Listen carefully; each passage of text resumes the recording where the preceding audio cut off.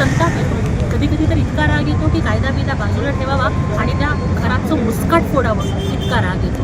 पण आम्ही संविधान मानतो, कायदा मानतो आणि आम्हाला विश्वास आहे की माननीय मुख्यमंत्री आणि उपमुख्यमंत्र्यांनी जो शब्द दिला की निष्पक्ष पद्धतीनं तपास होईल, सत्य बाहेर येईल आणि ज्यांच्या नेतृत्वाखाली विशेष तपास समिती काम करते त्या तेजस्वी सातपुते यांचं काम मी सोलापुरात बघितलेलं आहे.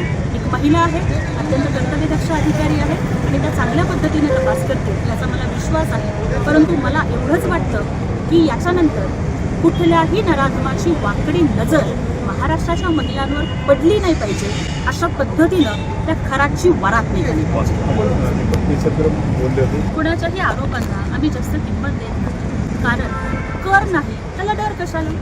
बऱ्याच वेळेला होतं असं की आता आम्ही कार्यक्रमात अनेक लोक येतात, अनेक लोक भेटतात, अनेक लोक फोटो काढण्याला विनंती करतात. प्रत्येकाच्या तर कपाळावर लिहिलेलं नसतं किंवा आम्ही कुणाला तुझं कॅरेक्टर सर्टिफिकेट दाखव बाबा नंतरच मी तुझ्याशी फोटो काढते असं नाही बोलू शकत. मी तर एक महिला आहे. अनेक जण कामाच्या निमित्तानं मला फोन नंबर मागतात, मलाही त्यांना नंबर द्यावे लागतात. अनेक ओळखीच्या लोकांचेही कॉल येतात लोकप्रतिनिधी म्हणून आणि अनोळखी लोकांचे सुद्धा कॉल येतात आणि लोकप्रतिनिधींना ते कॉल उचलावे लागतात.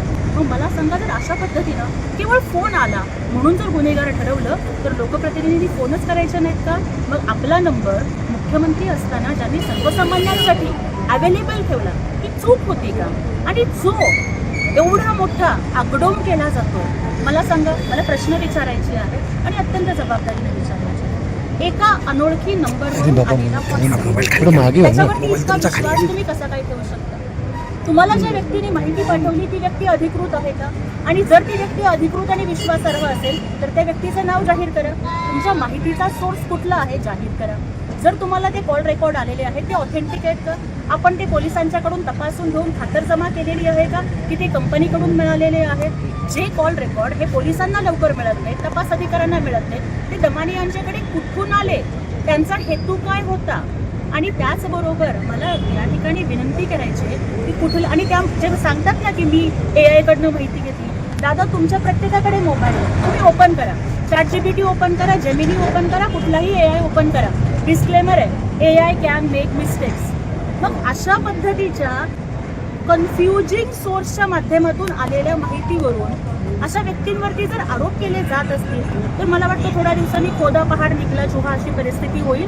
आणि याच्यामध्ये तर सगळ्या पक्षांचे लोक आहेत, सगळ्या पक्षांचे, मी नावं नाही घेणार, तुम्हाला माहिती आहे, तरी सुद्धा असं का टार्गेट केलं जातं? मला वाटतं की जगाचा इतिहास आहे की काही अतृप्त आत्मे हे नेहमी पवित्र आत्म्यांना त्रास देत असतात.